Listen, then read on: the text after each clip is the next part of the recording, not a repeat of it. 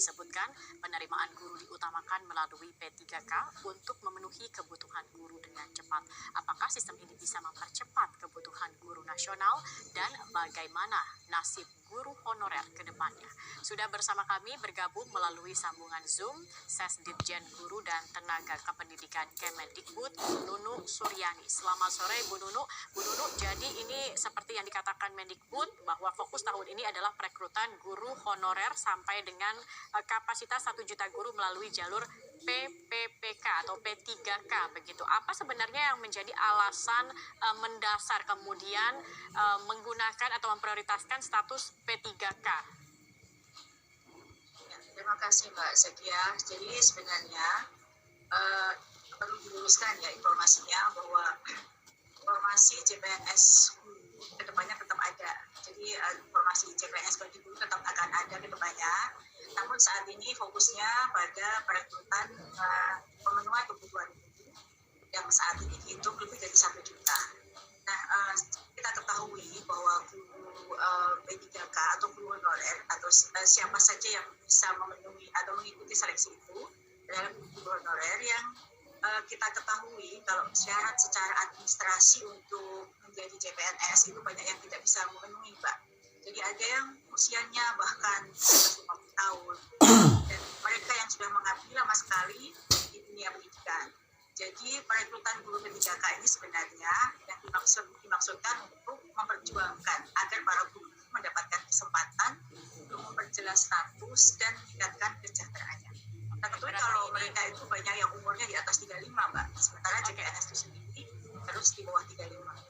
Berarti jalur P3K ini untuk mereka-mereka yang sudah tidak memenuhi persyaratan untuk bisa masuk dalam atau menjadi PNS begitu, Bu Nunu. Tetapi Bu Nunu tadi Anda katakan bahwa sebenarnya untuk CPNS masih dibuka. Berapa besar kuotanya untuk CPNS ini? Perlu saya luruskan lagi Mbak Zakia, jadi bukan. Jadi kesempatan P3K ini terbuka bagi semua guru honorer yang sekarang ada di sekolah negeri maupun di sekolah swasta.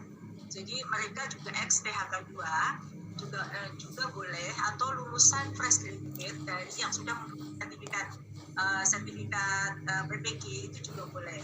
Jadi tidak hanya mereka yang tidak memenuhi syarat, karena memang saat ini fokusnya adalah mengangkat mereka yang sekarang statusnya guru honorer. Sedangkan untuk ke depan itu formasi itu ada di Kemenpan RB dan IKN.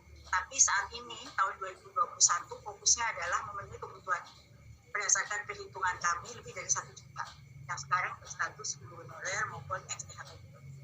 Oke, Bu Nunu, apa sebenarnya keuntungan melalui jalur P3K ini dibandingkan dengan jalur CPNS, baik untuk para tenaga honorer maksud kami, maupun juga bagi dunia pendidikan Indonesia? Kalau dari kami, Mbak, dari Kemendikbud, yang fokusnya adalah bahwa saat ini itu berdasarkan perhitungan kami ada kekurangan guru lebih dari 1 juta. Jadi kekurangan guru itu tepatnya di angka 947.945 plus tahun 2020 ini sudah pensiun sejumlah 2.906. Keuntungan dari kami adalah yang pertama tentu kebutuhan guru yang tersebar di seluruh jenjang di seluruh sekolah itu bisa terpenuhi. Sedangkan keuntungan bagi guru honorer yang diangkat ya mendapatkan status ASN. Karena dalam undang-undang ASN itu bukan hanya PNS, tapi P3K itu juga ASN. Jadi bagi guru honorer yang sekarang bertugas lebih dari puluhan tahun mengabdi di bidang ini, itu akan segera mendapatkan kepastian kesejahteraannya. Jadi sama-sama menguntungkan sebenarnya. Ini kesejahteraan yang sama dengan status mereka sebagai PNS begitu?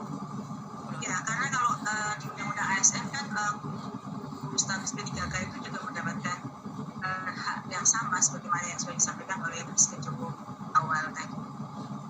Baik, ini artinya apakah dengan cara ini kebutuhan untuk pemerataan persebaran di Indonesia, kebutuhan guru saat ini kita tahu masih cukup tinggi, ini bisa tersalurkan dengan baik?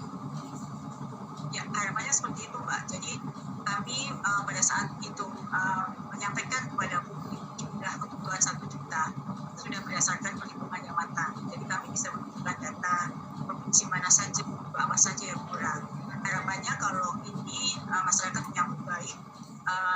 ikut memenuhi ini ya, rekrut guru P3K ini tentu akan membantu meningkatkan kualitas pendidikan di Indonesia karena terpenuhinya kebutuhan pendidikan. Oke, baik. Baik, terima kasih Ibu Nuno Soryani, Sesditjen Guru dan Tenaga Kependidikan Kemendikbud sudah bergabung bersama kami di Metro hari ini.